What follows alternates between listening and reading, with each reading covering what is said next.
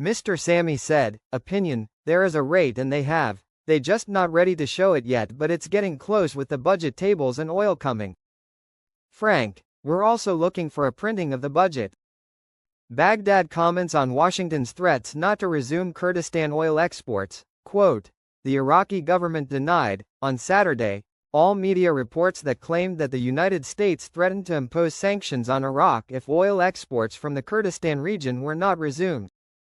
Reuters quoted 8 sources in Baghdad, Washington and Erbil, who have direct knowledge of the issue, as saying that increasing pressure from the new U.S. administration was a major driver behind the Iraqi oil minister's announcement last Monday that exports from the region would resume next week.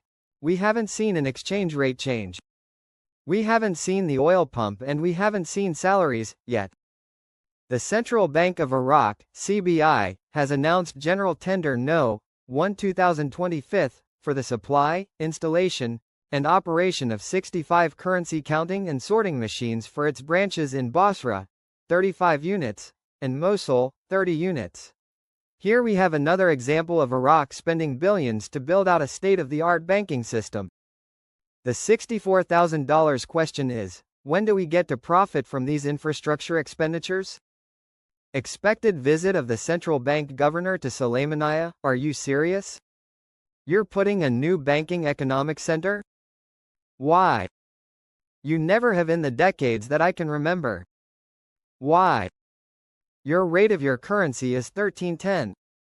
You don't need this banking economic center in Erbil. Why are you doing this? Because there is a change in the banking structure system of Iraq. Huge amounts of chatter this weekend. Tons of rumors about this weekend. We will see what surfaces. We know there is a lot of excited wealth management, redemption contacts and bond folks as of this morning. Lots of people in place but have not heard from group contacts yet this morning. I am confident we are close, just not certain this is the weekend or not. European Union to Sabah. We praise the reforms of the Sudanese government. Quote, we support Iraq in joining the World Trade Organization, WTO, which is necessary, among other things, to harmonize Iraqi laws with international standards. Trump gives Baghdad a choice. Export Kurdistan's oil or face sanctions like Iran. The Ministry of Oil announces the completion of procedures to resume the export of Kurdistan oil through the port of Ceyhan. This is good news. Lots of good oil news out of Kurdistan so far today. I think they already have the rate, but they will continue to keep it under wraps until the very last second, but we need Turkey to confirm this news. Television says President Trump threatens Iraq to speed up transfer of oil pipeline or will suffer sanctions like Iran. Frank, that is 100% correct. The reason my president is saying that to Iraq is because Iran threatened to attack you.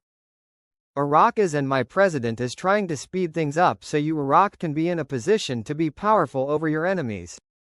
If not, we both lose and Iraqi citizens lose their purchasing power. There must be a date. Optimism about the opening of Rafidin and Rashid Bank branches in the region to stimulate the economy and attract investors. They are talking about adding another 26-28 branches. They are closer and closer to their reforms. There has to be a breakthrough soon. Iraq cannot continue indefinitely like this. They have set up the banking system for international transactions. Everything is actually in place to do business with the rest of the world. The only question is when, not if, will they complete the currency reform as planned. I know redemption centers received additional USTN currency. They've received additional shrink-wrap bundles of our new USTN currency in addition to what they already had. I can tell you why I think that is because, remember, I told you guys, they don't want us to take more than $500 in our new cash, our new USTN folding money. Well, they just upped that a couple of days ago to, we don't want you to take more than $3,000 in cash that would come out of our total at the time of our appointment, cashing or exchanging our currencies. When you go to an American bank, where is the American bank going to send a dinar to? Back to the CBI? Where? To our Federal Reserves. Within a year it may double or triple. Can you imagine the power Trump is going to have? Despite Iranian denial, a delegation from Washington will arrive in Baghdad soon to begin negotiations with Tehran. Urgent, quote. Former House of Representatives rapporteur, Mohammed Othman al-Khalidi, revealed today, Friday, February 21, 2025, the imminent arrival of a high-ranking American delegation to begin the first steps of indirect negotiations with Iran. He pointed out that, what matters to us as Iraqis in these negotiations is that Baghdad is not an arena for conflicts and tensions, and that we be a party that enhances security and stability. The head of the National State Forces Alliance, Mr. Ammar al-Hakim, confirmed today, Saturday, that Iraq today is experiencing an unprecedented state of security, political and social stability, noting that this stability represents a great achievement for the country in light of the challenges it has gone through.